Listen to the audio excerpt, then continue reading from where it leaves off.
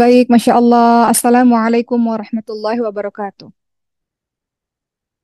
Alhamdulillahirrabbilalamin. Wabihi nasta'in ala umuri dunya waddin. Wassalatu wassalamu ala ashrafil anbiya'i wal mursalin. Wa ala alihi wa sahbihi ajma'in amma ba'd. Rabbi syrah li sadari wa yassir li amri wa hlul 'uqdatam min lisani yafqahu qawli. Masya Allah, seru ya. Tadi ada yang bilang dari em, teman-teman yang bergabung, yang tadi Mafaz Batam ya seru sendiri katanya. Soalnya suaranya nggak kedengeran sama kita ya. Tapi gayanya seru banget, Masya Allah. Baik, jadi Alhamdulillah kita masih dalam suasana yang penuh dengan kesemarakan 17 Agustus. Kemarin juga di Masjidil Hafal kita sudah upacara, dan Uma juga yakin teman-teman punya agendanya sendiri dalam memperingati 17 Agustus. Nah, hari ini kita akan bahas sedikit tentang arti dan cara kita mensyukuri kemerdekaan kita. Alhamdulillah teman-teman sekalian, di bulan Agustus ini kita sangat semarak ya dalam menyambutnya. Kita lihat bahwa bendera sudah ada di mana-mana, baliho-baliho tulisannya Dirgahayu Kemerdekaan Indonesia. Kemudian kalau di komplek rumah Uma sendiri misalnya ada lomba-lomba hias sepeda, semuanya meriah dengan warna merah putih. Namun tentu saja di balik kemeriahan itu, di balik kesemarakan 17 Agustus itu, tentu ada beberapa pertanyaan-pertanyaan yang ada di benak kita. Pertanyaannya diantaranya adalah, apa benar kita ini sudah merdeka? Dan apa sih sebetulnya makna kemerdekaan itu bagi kita? Kemudian bagaimana cara kita mengisi kemerdekaan itu? Nah, hari inilah kita akan membahas hal itu, teman-teman semua. Apa betul kita sudah merdeka? Sebenarnya arti merdeka itu apa? Bagaimana cara kita mengisi kemerdekaan sampai sejauh ini? Baik, teman-teman semua, tentu ini agak berbeda ya tausiahnya karena kita akan sedikit banyak membahas mengenai bagaimana supaya kita bisa mencintai tanah air kita. Kita flashback ke masa lalu. Kita ingat bagaimana kita dulu juga belajar sejarah ya. Bagaimana kemerdekaan Indonesia ini hadir di Indonesia. Kemerdekaan hadir di bangsa kita ini tentu bukan cara yang mudah. Kita menemukan banyak sekali jejak-jejak Islam dalam membuat Indonesia ini menjadi merdeka. Ya, kita lihat teman-teman sekalian bagaimana eh, orang-orang Indonesia yang memang pada saat itu dan sampai hari ini mayoritas Islam, kita lihat banyak sekali pejuang-pejuang Islam tampil dalam berbagai macam peperangan untuk kemerdekaan Indonesia, ya kan? Kita lihat misalnya di Jawa ada Pangeran Diponegoronya, atau di Aceh dengan pejuang-pejuang Islamnya, atau mungkin di Sumatera Barat, atau mungkin di daerah timur, di Makassar ada Sultan Alauddin namanya ya, yang beliau sangat mempertahankan kesultanannya dari rong-rongan VOC pada masa itu, dan banyaklah pahlawan-pahlawan kita yang sekaligus adalah ulama-ulama pahlawan yang sekaligus sangat mencintai Allah dan Rasul-Nya. Mereka berjuang untuk bisa membuat Indonesia ini merdeka. Kalau kita ingat sejarah lagi teman-teman semua, ketika dalam masa peperangan bersaut-saut takbir itu terdengar ya. Bagaimana mereka sedang berjihad di jalan Allah untuk mempertahankan tanah airnya. Jadi antara Islam dan kemerdekaan Indonesia tidak bisa dipisahkan teman-teman semua. Kita lihat banyak sekali para tokoh-tokoh Islam, para ulama itu mewarnai lahirnya Indonesia. Kalau teman-teman ingat dan teman-teman pernah belajar dulu ketika kita mempelajari sejarah Indonesia ya, ada yang namanya Piagam Jakarta. Di Piagam Jakarta itu juga sebenarnya awalnya sila pertama bunyinya itu ketuhanan dengan kewajiban menjalankan syariat Islam bagi pemeluknya. Jadi terlihat jelas bagaimana Islam itu mewarnai dalam setiap perjuangan. Walaupun pada akhirnya PPKI mengubah itu menjadi butir pertama ketuhanan yang Maha Esa. Apapun itu, tapi kita tahu bahwa sejarah Islam, sejarah Indonesia yang sangat panjang ini tidak lepas dari orang-orang yang beriman kepada Allah Subhanahu wa taala. Dengan teriakan takbir yang penuh semangat dengan keyakinan kepada Allah Subhanahu wa taala, dengan semangat jihadnya, akhirnya kita bisa merdeka. Sekarang usianya sudah 78 tahun, alhamdulillah. Bukan sebuah hal yang mudah. Mereka bersatu padu dengan pertolongan dari Allah membuat Indonesia menjadi Indonesia yang saat ini. Itu yang membuat kita harus sadari hal itu ya teman-teman semua. Islam tidak bisa dipisahkan dari kemerdekaan negara kita. Lalu sekarang kita mau bahas mengenai sekarang kita sudah merdeka. Sebenarnya makna merdeka itu apa sih? Dan betulkah kita benar-benar sudah merdeka? Coba kita lihat teman-teman sekalian. kita ini sebagai manusia, sebagai hambanya Allah Subhanahu wa taala, kita ini dimuliakan, diberikan keistimewaan yang luar biasa, yang mungkin makhluk-makhluk Allah lainnya tidak mendapatkan itu. Teman-teman lihat dalam surah Al-Isra ayat ke-70.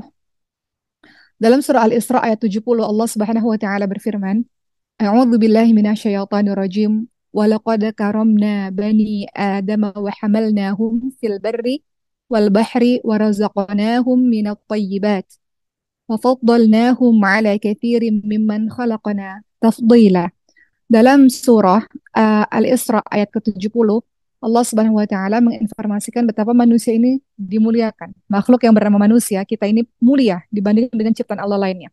Kata Allah dalam surah Al-Isra ayat 70, dan sesungguhnya kami telah memuliakan anak-anak Adam. Kami angkat atau kami angkut mereka di daratan dan di lautan. Kami berikan rezeki kepada mereka dari yang baik-baik, kemudian Allah katakan kami lebihkan mereka dengan kelebihan yang sempurna atas kebanyakan makhluk yang telah kami ciptakan. Jadi kita ini manusia adalah makhluk Allah yang terbaik. Kenapa? Allah karuniakan ilmu, akal, dan kelebihan lainnya dibandingkan dengan manusia makhluk-makhluk Allah lainnya. Dan bahkan ada yang juga yang mengatakan bahwa termasuk keutamaan dari manusia atau makhluk Allah kita-kita ini adalah eh, cenderung untuk terbebas dari berbagai macam penindasan dan penjajahan. Jadi kita mulia karena kita ini memang sebetulnya mm, harusnya adalah hamba Allah yang merdeka. Nanti akan sampaikan. Namun merdeka apa maksudnya? Kenapa Allah memuliakan kita dengan merdeka? Merdeka yang seperti apa yang dimaksudkan dalam pembahasan kali ini? Ada salah seorang utusan pada masa lampau, utusan umat Islam yang beliau terlibat dalam perang Qadisiyah pada saat itu, sebuah perang, dan pihak musuh bertanya tentang apa tujuanmu datang ke tempat ini, maka pasukan perang itu mengatakan Allah mengutus Rasul untuk memerdekakan manusia. Jadi kami datang ke sini untuk memerdekakan manusia. Memerdekakan manusia dari apa? Allah mengutus Rasul untuk memerdekakan manusia. Allah mengutus kami datang kemari untuk memerdekakan manusia dari penghambaan manusia kepada manusia menuju penghambaan manusia kepada Robnya manusia. Jadi ternyata yang disebut merdeka adalah memerdekakan manusia dari penghambaan manusia kepada manusia, tunduknya bukan sama manusia, namun menuju penghambaan manusia kepada Robnya manusia. Kemudian yang disebut sebagai makna merdeka adalah dari sempitnya kehidupan dunia kepada kelapangan, dari ketidakadilan agama-agama yang ada kepada keadilan Islam. Jadi dari jawaban sang pasukan ini atau orang yang datang ke sebuah tempat untuk memerdekakan manusia, kita bisa lihat bahwa Islam memandang merdeka itu bukan hanya sekedar mengusir penjajah dari tanah air. Ternyata makna merdeka itu luas, teman-teman semua. Salah satunya makna kemerdekaan adalah bebas dari penghambaan kepada selain Allah menuju ketauhidan. Itu yang paling utama. Apakah kita sudah merdeka, bebas dari penghambaan kepada selain Allah? Penghambaan selain Allah apa sih? Kita menghamba kepada uang, kita menghamba kepada seseorang, kita menjadi hambanya atau budaknya apa? Sebuah pekerjaan atau kita menjadi budaknya yang lain-lain. Namun yang disebut sebagai merdeka kita adalah hambanya Allah. Penghambaan kepada selain Allah menuju kepada tauhid itu yang disebut dengan kemerdekaan yang sesungguhnya. Dan makna lainnya kemerdekaan dari kesempitan dunia, dari ketidakadilan menuju kepada keadilan Islam. Itu makna yang mungkin saat ini dekat dengan yang kita pahami ya. Kita mengusir penjajah dari kesempitan dunia. Alhamdulillah akhirnya penjajah sudah pergi dari menjadi keadilan dunia, itu merdeka juga. Namun yang Uma ingin sampaikan kepada teman-teman semua, penghambaan kepada Allah adalah kemerdekaan yang sebenar-benarnya. Jadi kalau ditanya kemerdekaan yang sebenarnya apa sih? Kemerdekaan yang sebenarnya adalah menuju dari penghambaan yang lain kepada yang lain menuju kepada kehambaan kepada Allah. Penghambaan kepada Allah adalah kemerdekaan yang sebenarnya. Jadi orang yang tidak menyembah kepada Allah, maka dia adalah budak atau hamba bagi selain Allah. Jadi merdeka adalah kita menghamba kepada Allah Subhanahu wa taala. Orang yang masih jadi budak, budak uang, budak harta, budak jabatan, budak dunia, itu belum disebut sebagai orang yang merdeka. Belum. Kemerdekaan yang betul adalah ketika manusia berada dalam fitrahnya. Apa itu? Islam. Apa itu tauhid? Kenapa? Setiap manusia, setiap kita lahir di muka bumi ini udah merdeka sebetulnya teman-teman semua. Karena teman-teman lihat dalam surah Al-A'raf 172, ya, semua orang yang terlahir di muka bumi ini sudah merdeka, yaitu mereka sudah bersaksi di hadapan Allah bahwa Allah satu-satunya Tuhan yang mereka. Hal ini terlihat dalam surah Al-A'raf 172. Apa kata Allah Subhanahu wa taala? Alastu bi rabbikum? Qalu bala syahidana. Bukankah aku ini Tuhanmu, kata Allah. Kemudian ruh-ruh kita sebelum masuk ke alam rahim, sebelum masuk ke alam dunia, kita ada di alam yang namanya ruh. Ketika Allah tanya, bukankah aku ini Tuhanmu? Kemudian kita jawab, qalu bala, bala syahidana. Kita menjawab, betul ya Allah, kami bersaksi. Betul ya Allah, Engkau adalah Tuhan kami. Jadi sebenarnya sebelum kita lahir ini kita sudah merdeka karena penghambaan kita kepada Allah Subhanahu wa taala. Bukan budak yang lain-lain, bukan di bawah penjajahan yang lain-lain. Kita hambanya Allah Subhanahu wa taala. Namun kadang dalam perjalanan kemudian kita bisa berubah menjadi budak yang lain-lain. Kita jadi eh, budaknya yang tadi mau bilang, budaknya tahta, budaknya harta, budaknya dunia dan sebagainya.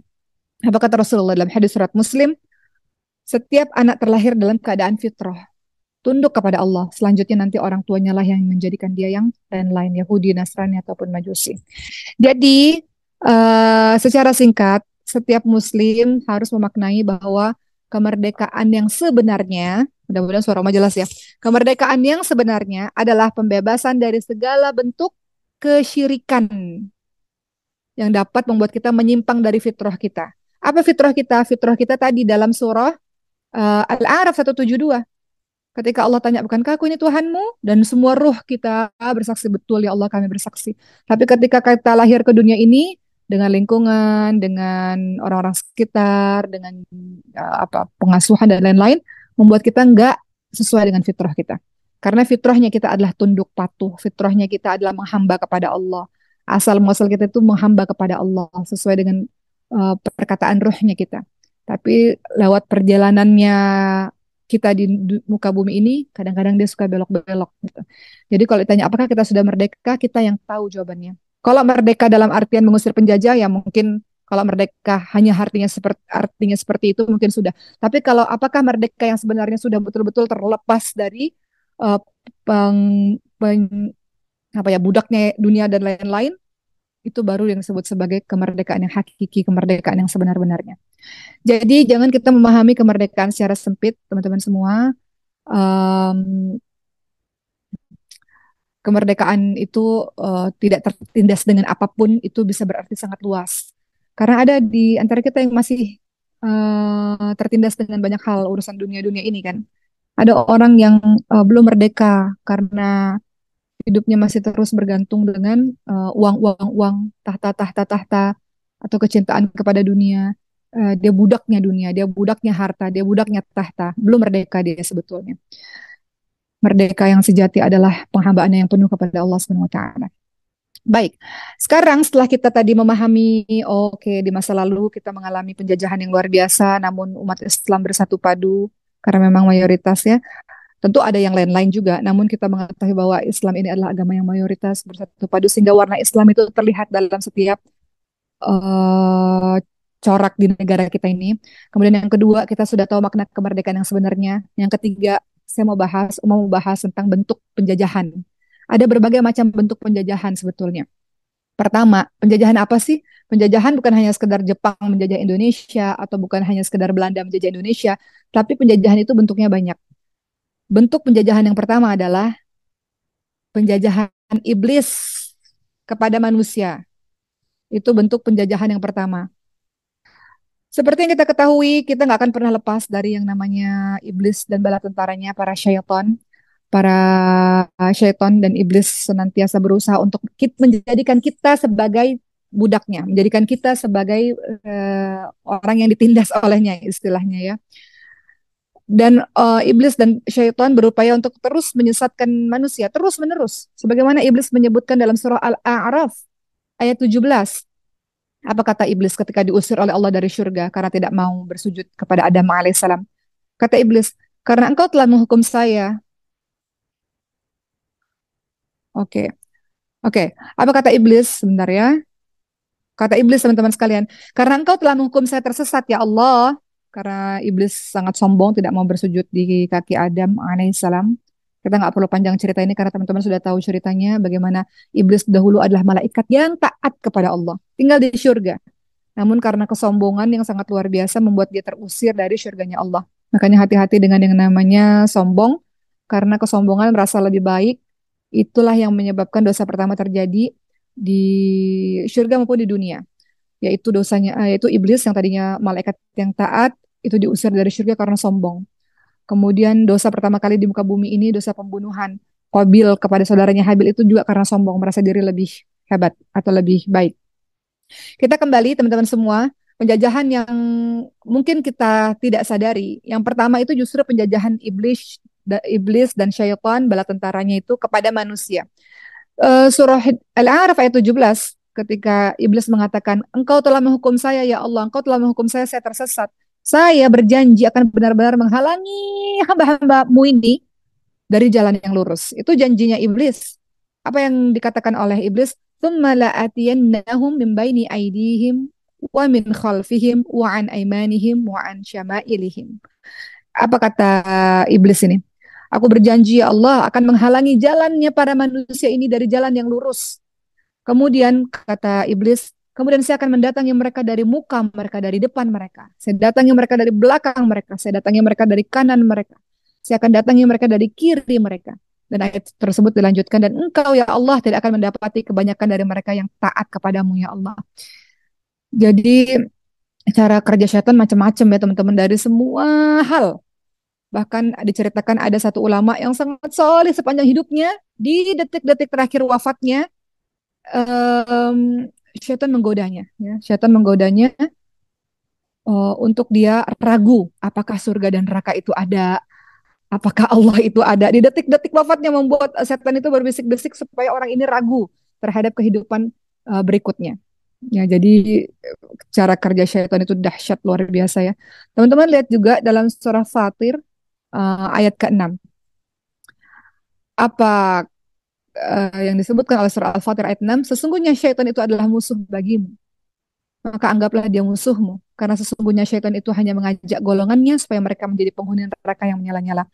Jadi hati-hati bahwa penindasan atau apa ya, syaitan akan mencari budak-budaknya, akan mencari orang-orang yang akan turut bersama-samanya di neraka nanti. Nah, nanti kalau sudah di neraka, seperti yang teman-teman tahu, syaitan akan berlepas diri daripada kita. Saya nggak nyuruh-nyuruh kamu, kamu yang mau sendiri, kata syaitan. Dia berlepas diri daripada kita. Jadi hati-hati dengan ini, teman-teman semua, bahwa mungkin kita belum merdeka karena salah satunya adalah bagaimana iblis berhasil dalam mengajak kita berbuat maksiat. Iblis nggak nyuruh kita berbuat dosa besar langsung pada saat itu juga, enggak. Iblis biasanya atau syaitan biasanya akan pelan-pelan. Sebagaimana ketika Nabi Adam alaihissalam akhirnya diusir dari surganya Allah, itu kan pelan-pelan dibujuk dulu Hawanya, orang yang terdekatnya, untuk ikut sama-sama menuju ke pohon untuk memakan buah yang kemudian kita kenal dengan buah khuldi, sampai akhirnya terusir. Jadi cara kerja setan pelan-pelan sampai kita terjerumus masuk ke dalamnya, sampai sedalam-dalamnya. Itu yang pertama, penjajahan iblis kepada manusia. Kemudian penjajahan yang kedua adalah penjajah manusia yang sangat berbahaya adalah nafsu dan syahwatnya. Nafsu dan syahwat, penjajahan kepada diri kita adalah nafsu dan syahwat kita yang selalu mengajak kita kepada kejelekan. Kita ini punya nafsu syahwat yang kalau tidak kita kendalikan, dia akan bisa memperbudak kita. Dia akan bisa menindas kita. Dia mengajak kita untuk selalu berbuat kejelekan. Teman-teman lihat surah Yusuf ayat ke-53. Apa kata Allah Subhanahu wa taala? A'udzubillahi minasyaitonir rajim. Innan nafsa la'amma ra'atum bisu. Sesungguhnya nafsu selalu menyuruh kepada kejahatan. Kadang-kadang kalau kita melakukan sesuatu kan kita kan kadang suka maju mundur gitu kan, memperturutkan hawa nafsu tapi ditahan hawa nafsunya. Teman-teman punya pengalamannya masing-masing lah dalam urusan mengendalikan hawa nafsu ini. Nafsu ini teman-teman sekalian ini bahaya ya. Ini nafsu lawamah, yaitu nafsu yang membuat jiwa kita ini selalu goncang. Dan kalau kita nggak arahkan ini berbahaya karena akan membawa kita menuju kepada keburukan. Dan sebetulnya nafsu lawamah ini, nafsu yang mengajak kita kepada keburukan ini bisa kita redam atau bisa kita atasi dengan mempelajari ilmu agama, memperkuat ruhiyah kita. Eh, Memperturutkan hawa nafsu banyak ya teman-teman sekalian. Bagaimana kita ingin menambah penghasilan dengan cara yang batil, misalnya dengan mencuri, dengan cara curang.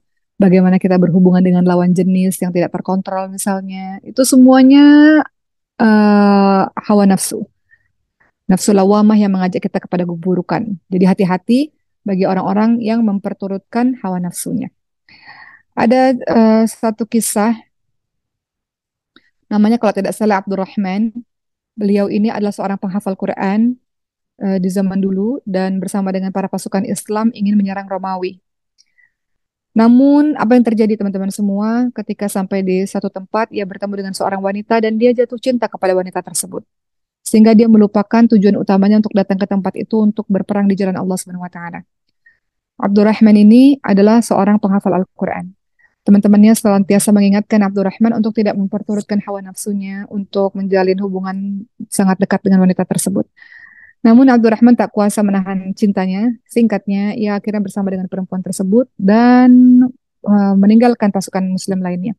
Bertahun-tahun setelah itu, beberapa pasukan Muslim bertemu lagi dengan Abdurrahman dan seluruh hafalannya telah hilang.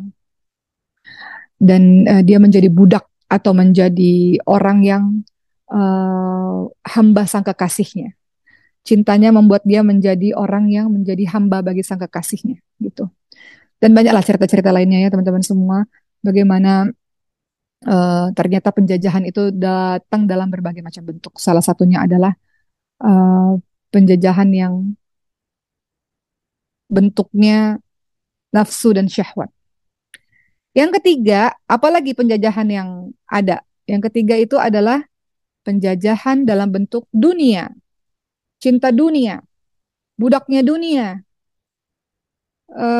Ini betul-betul menjadi sebuah apa ya, sebuah cinta dunia berlebih-lebihan, mengejar dunia berlebih-lebihan. Ini merupakan salah satu bentuk penindasan teman-teman semua ya. Dia menjadikan dunia itu menjadi tujuan utamanya. Nah, apa sih yang dimaksud dengan budaknya dunia? Budaknya dunia itu apa sih? Macam-macam. Beberapa budak dunia itu apa? Fitnah yang ada di dunia ini apa? Ada wanita bagi laki-laki ya, bagi perempuan ya laki-laki. Kemudian ada harta, ngejar wanita mati-matian atau ngejar laki-laki mati-matian, menjadi budaknya orang ini. Seperti tadi kisah Abdurrahman tadi. Kedua, budaknya harta. Kayaknya terus dikejar, dikejar. Ada waktu 24 jam. Waktu 24 jam bagi kita ini kan harus dibagi. Ada waktu untuk ibadah kepada Allah, ada waktu untuk sama keluarga, ada waktu untuk istirahat, ada waktu untuk kerja, ada waktu untuk lain-lain. Tapi dia gunakan 24 jam ini memang untuk harta terus. Nggak ada waktu dia untuk beribadah khusyuk kepada Allah Subhanahu wa taala sekian jam tuh nggak ada. Dia rasa kurang terus. Jadi budaknya harta dia. Dan ketiga tahta. Bagaimana dia jadi budaknya tahta, dia ngerasa bahwa ini harus dikejar mati-matian, dia rela melakukan berbagai macam cara supaya mendapatkan tahta itu, bahkan dengan cara-cara yang batil. Dia kerahkan semua kemampuannya, semua kehidupannya untuk mendapatkan tahta ini. Jadi budaknya tahta. Jadi teman-teman semua, apa kata Rasulullah SAW ketika ada seorang sahabat mengatakan, ya Rasulullah, tolong beritahukan kepada kami satu amalan, di mana pelakunya akan dicintai oleh Allah Subhanahu Wa Taala dan dicintai oleh manusia. Apa kata Rasulullah SAW? Zuhudlah terhadap dunia. Niscaya engkau akan dicintai oleh Allah dan bersikap zuhudlah terhadap apa yang dimiliki manusia. Niscaya engkau akan dicintai oleh manusia. Betul kita hidup di dunia, kita bekerja untuk mendapatkan kehidupan yang baik, baik betul. Namun dalam 24 jam, bukan kehidupan kita untuk bekerja terus, atau kehidupan kita untuk mencari tahta terus, mencari harta terus, hidup yang seimbang, hidup yang balance. Teringat kisahnya Abu Darda dengan Salman Al-Farisi. Salman Al-Farisi sangat bingung dengan Abu Darda karena setiap hari kerjanya ibadah. Kata Salman, tidak begitu, wahai Abu Darda. Ada waktu untuk engkau ibadah, ada waktu untuk engkau kerja, ada waktu untuk engkau bersama dengan keluarga. Harus seimbang dalam kehidupan ini. Jangan kita menjadi orang yang gila dunia ya teman-teman semua, gila harta. Seperti yang kita tahu, semakin kita kejar semakin jauh.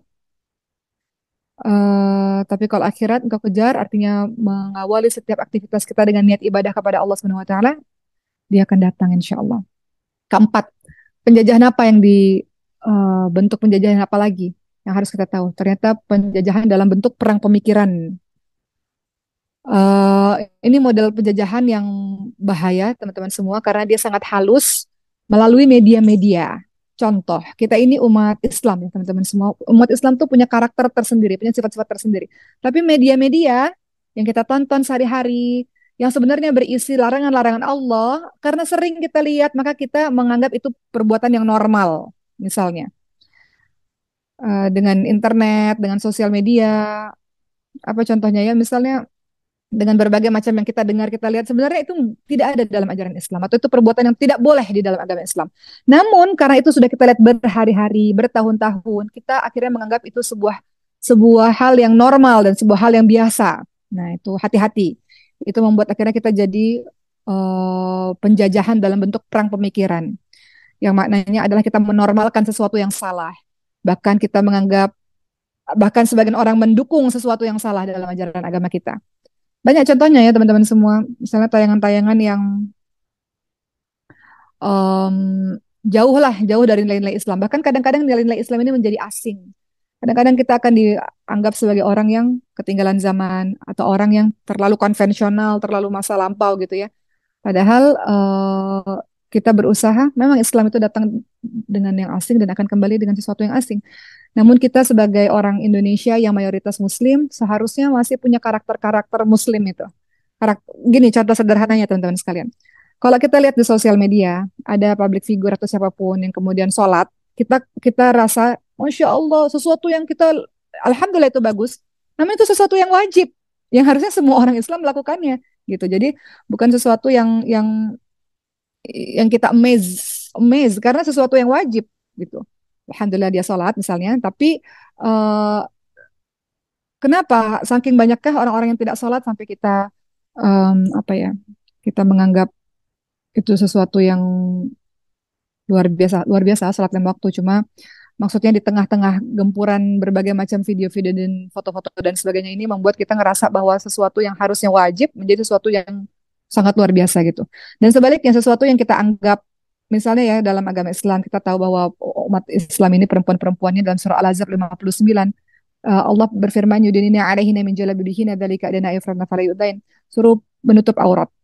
Lalu di tayangan-tayangan setiap hari di mata kita, di negara kita yang mayoritas Islam ini kita lihat pakaian-pakaian terbuka, dan kita anggap itu sesuatu yang normal, sesuatu yang biasa. Yang padahal itu nggak biasa, karena Allah menyuruh kita menutup aurat. Itu hal terkecil lah, dan lain-lain. Jadi ini hati-hati bahwa umat Islam harus punya karakternya tersendiri. Memang kita hidup di lingkungan yang beragam, tapi umat Islam punya ciri khas tersendiri, dan dia pegang teguh keyakinan yang telah dia yakini itu. Ya, jadi jangan kita ini dijajah dengan berbagai macam tayangan-tayangan, media-media yang membuat kita pada akhirnya merasa menormalisasikan sesuatu yang tidak betul dalam agama kita. Nah, berikutnya setelah kita tahu berbagai macam bentuk penjajahan-penjajahan, bagaimana cara kita mensyukuri kemerdekaan kita? Bagaimana cara kita berterima kasih kepada Allah atas kemerdekaan yang Uma bahas pada kali ini, kemerdekaan mengusir penjajah ya teman-teman semua. Kemerdekaan bangsa Indonesia ini, alhamdulillah, terlepas dari berbagai macam rongrongan para penjajah yang dikatakan 350 tahun dijajah oleh Belanda dan dijajah oleh Jepang dan sebagainya. Ini adalah satu hal yang wajib kita syukuri. 78 tahun yang lalu kita memproklamirkan kemerdekaan kita. Dan teman-teman ingat dalam pembukaan Undang-Undang Dasar 45, ketika teman-teman upacara, ada bunyi atas berkat rahmat Allah yang Maha Kuasa. Apa arti kalimat ini? Ini jelas bahwa para pendahulu kita memahami bahwa kemerdekaan adalah atas berkat rahmat Allah yang Maha Kuasa. Jadi kemerdekaan yang kita dapatkan sekarang semuanya berkat dari rahmat Allah, berkat dari kasih sayang Allah. Masya Allah ya, indah ya. Dalam setiap butir-butir itu semuanya mengingatkan kita kepada Allah Subhanahu wa taala. Dan dalam surah Ibrahim ayat 7 dikatakan apa? La in syakartum la azidannakum wa la in kafartum in adzabi lasyadid. Kalau engkau bersyukur, kalian bersyukur, Allah akan tambahkan nikmat. Kalau kalian tidak bersyukur, azab Allah sangat pedih. Teman-teman, kita tidak bisa menutup kemungkinan bahwa Allah mudah memberikan kemerdekaan. Artinya Allah sudah berikan kemerdekaan. Lalu suatu hari nanti Allah bisa cabut dengan menggantinya dengan azab. Mudah bagi Allah, gampang bagi Allah. Namun kalau bersyukur kata Allah, Allah akan tambahkan nikmat itu. Kalau nggak bersyukur, Allah berikan azab. Azab Allah sangat pedih. Banyak sekali kita lihat di cerita-cerita masa lampau di mana satu tempat yang Allah azab karena ada orang soleh di dalamnya, ada orang baik di dalamnya, tidak mau melakukan apa-apa untuk mencegah kemungkaran, untuk mencegah keburukan. Akhirnya Allah azab satu tempat itu semuanya. Orang soleh yang berada di dalamnya, orang baik yang ada di dalamnya. Kau diam saja, tidak melakukan sesuatu untuk melindungi negerimu, untuk melindungi lingkunganmu. Jadi kita diminta bersyukur. Bersyukurnya caranya gimana? Bersyukur bukan hanya di lisan. Alhamdulillah, betul. Bersyukur juga di hati, tapi bersyukur juga dengan action kita. Jadi beberapa cara bersyukur yang kita bisa tampakkan kepada Allah Subhanahu Wa Taala. Tentu bersyukur dengan tadi Uma katakan lisan kita dalam bentuk kalimat-kalimat tahmid ya. Kemudian kita berterima kasih. Jangan lupa teman-teman sekalian, ketika kita upacara ada yang namanya mengheningkan cipta kan. Mengheningkan cipta itu bukan sekedar menunduk saja mengenang jasa para pahlawan, tapi mendoakan. Mendoakan bahwa mereka telah memberikan jiwa raganya agar kita bisa hidup di tempat yang tenang. Seperti Indonesia. Mohon izin, guru kami ada dari Palestina, Gaza, yang mengajar juga di Masjid Hufad. Beliau katakan, ya Allah, kami ini hidup di Gaza, ya Allah. Masya Allah, masih dengan penjajahan demi penjajahan. Sehingga bersyukurlah hidup di Indonesia tenang, nggak dengar apa letusan ini, letusan itu, nggak ada yang terbang di atas ya pesawat dan sebagainya. Alhamdulillah bersyukur kepada Allah dengan cara salah satunya mendoakan para orang-orang yang telah berjasa untuk kita bisa hidup di Indonesia dengan tenang. Kalau kita pergi ke berbagai macam negara, banyak pengungsi-pengungsi, teman-teman sekalian. Kemarin mohon izin Uma pergi ke Mekah, bertemu dengan orang Syria. Uma tanya, Bapak tinggal, udah tua bapaknya, Bapak tinggal di sini sama siapa? Saya sendiri di sini. Anak saya ada yang di Turki, ada yang kemana, kemana. Kenapa berpecah belah? Karena mengungsi. Di daerah mereka, di negara mereka tidak kondusif. Sehingga mereka mengungsi kemana-mana, berpecah antar keluarga satu sama lain ke negara yang berbeda-beda. Kita tinggal di Indonesia dengan tenang, dengan keluarga kita lengkap, teman-teman semua. Maka bersyukur kita bisa mendapatkan ketenangan itu. Kemarin kita merayakan 17 Agustus dengan semarak meriah, penuh dengan tawa, canda, Masya Allah, bersyukur kepada Allah. Caranya doakan. Kita tidak hanya doa untuk orang tua kita, tidak hanya doa untuk guru-guru kita, tapi doakan orang-orang yang telah berjasa yang membuat kita bisa tinggal di Indonesia ini dengan tenang. Apa kata Rasulullah SAW dalam hadis riwayat Abu Daud? Orang yang tidak berterima kasih kepada manusia berarti tidak bersyukur kepada Allah Subhanahu Wa Taala. Jadi berdoa untuk para pahlawan kita. Kemudian mensyukuri kemerdekaan ya adalah dengan mengisi kemerdekaan itu sendiri. Mengisinya dengan cara apa? Mengisinya dengan ketaatan kepada Allah Subhanahu wa taala, bukan kemaksiatan. Ingat, banyak sekali negara-negara, negeri-negeri yang diazab oleh Allah gara-gara banyak maksiat di dalamnya. Teman-teman lihat dalam surah Al-Hajj ayat ke-41. Apa kata Allah dalam surah Al-Hajj ayat 41? Orang-orang yang Allah teguhkan kedudukan mereka di muka bumi ini, niscaya mereka mendirikan sembahyang, mereka menunaikan zakat, orang-orang di dalamnya menyuruh saling berbuat ma'ruf dan saling mencegah dari perbuatan mungkar, dan kepada Allah lah kembali segala urusan. Dalam surah Al-Hajj ayat 41, apa kata Allah? Kami teguhkan kedudukan mereka di muka bumi ini. Apa artinya? Kami teguhkan kedudukan mereka di muka bumi ini. Salah satu artinya berarti dalam bentuk kemerdekaan yang Allah kasih dari para penjajah. Allah teguhkan kedudukan kita di muka bumi ini. Niscaya orang-orang di dalamnya adalah orang-orang yang mendirikan sembahyang, mendirikan salat. Orang-orang di dalamnya adalah orang-orang yang berzakat. Habluminallah, habluminanas yang terjaga. Orang-orang di dalamnya adalah orang-orang yang menyuruh kepada perbuatan baik, mencegah pada perbuatan mungkar, dan kembali kepada Allah segala macam urusan. Jadi, di sini kita bisa lihat bahwa insya Allah, teman-teman semua, Indonesia ini menjadi baldatun thayyibatun wa rabbun ghafur. Apa itu artinya? Negara kita menjadi baldatun thayyibatun wa rabbun ghafur. Sebuah negara yang atau bangsa yang penuh dengan ampunan dari Allah Subhanahu wa taala. Sebuah negara atau bangsa yang sejahtera. Sebuah negara dan bangsa yang penuh dengan kedamaian. Itu namanya baldatun thayyibatun wa rabbun ghafur. Sebuah negara yang dicintai, yang diampuni oleh Allah Subhanahu wa taala. Bisa mengisi kemerdekaan dengan cara apa? Supaya kita menjadi negeri yang baldatun thayyibatun wa rabbun ghafur, mengisi kemerdekaan dengan setiap kita, apapun peran kita, menjadi orang yang lebih taat kepada Allah. Pelajar yang taat kepada Allah. Engkau belajar dalam rangka ibadah kepada Allah. Engkau mendapatkan ilmu dan kembalikan ilmu itu kepada hamba Allah lainnya. Kita yang bekerja, jadikan bekerja itu sebagai jalan taat kepada Allah Subhanahu wa taala. bukan bermaksiat, lebih mendekatkan diri kepada Allah. Kita bekerja dengan niatan ibadah untuk tidak meminta-minta pada orang, untuk bisa menafkahi orang-orang yang kita cintai. Ibu-ibu rumah tangga yang kita lakukan semuanya adalah niatan untuk ibadah. Rumah kita tenang, tentram, kita bisa membawa dan menghantarkan anak-anak kita menjadi anak-anak yang soleh. Seperti itu. Jadi mengisi kemerdekaan sesuai dengan kapasitas kita masing-masing, sesuai dengan kemampuan kita masing-masing. Tapi tadi syaratnya, kalau mau Allah teguhkan kedudukan kita di muka bumi ini, Allah selamatkan negeri kita ini, kata Allah, dirikanlah sembahyang, artinya hubungan yang baik dengan Allah. Tunaikanlah zakat, punya hubungan baik dengan sesama manusia. Salinglah engkau, jangan soleh sendirian, jangan baik sendirian. Menyuruh perbuatan ma'ruf dan mencegah dari perbuatan yang mungkar. Itu jawabannya. Surah Al-Hajj ayat ke-41. Insya Allah dengan begitu mudah-mudahan kita bisa menjadi negeri yang besar.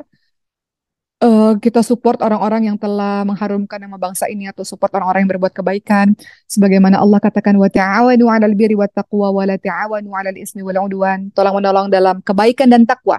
Kalau ada orang-orang berprestasi, tolong menolong dalam kebaikan dan takwa. Jangan tolong menolong dalam dosa dan permusuhan. Ketika ada perbuatan dosa, perbuatan buruk, jangan kita ikut-ikutan dalam hal seperti itu. Energi kita simpan untuk bisa belajar dengan baik dan bisa berkontribusi dengan baik untuk mengisi kemerdekaan. Mengisi kemerdekaan gak usah susah-susah. Seorang ibu rumah tangga bisa mengisi kemerdekaan dengan mendidik anak-anaknya menjadi anak-anak yang baik. Seorang guru mengisi kemerdekaan dengan berusaha jadi guru yang baik untuk anak-anaknya.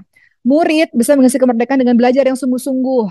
Seorang kepala keluarga mengisi kemerdekaan dengan bekerja yang totalitas, sepenuh hati, memberikan kontribusi terbaik.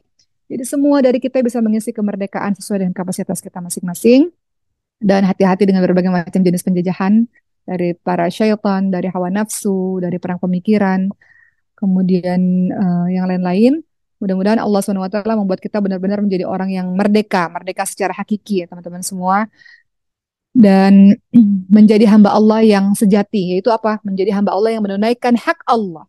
Itu kemerdekaan yang mengantarkan kepada kebahagiaan insya Allah. Terakhir dari Uma, ingat dalam surat Dariyat ayat 56, Allah katakan, A'udzubillahi minasyaitonirrajim, wa ma khalaqatul jinna wal insa illa liya'budun, dan tidaklah aku menciptakan jin dan manusia kecuali untuk beribadah kepadaku. Semua yang kita lakukan untuk mengisi kemerdekaan ini, membuat bangsa ini lebih baik, diawali dari diri kita sendiri, bahwa semua yang kita lakukan adalah dalam rangka beribadah kepada Allah Subhanahu wa taala. Dengan begitu Allah teguhkan kedudukan kita di muka bumi ini. Allah tolong kita dalam setiap episode kehidupan kita insya Allah. Baik, Alhamdulillah sudah selesai pada hari ini. Sudah jam 11. Mudah-mudahan ada manfaatnya apa yang Uma sampaikan. Kita akan bertemu minggu depan insya Allah.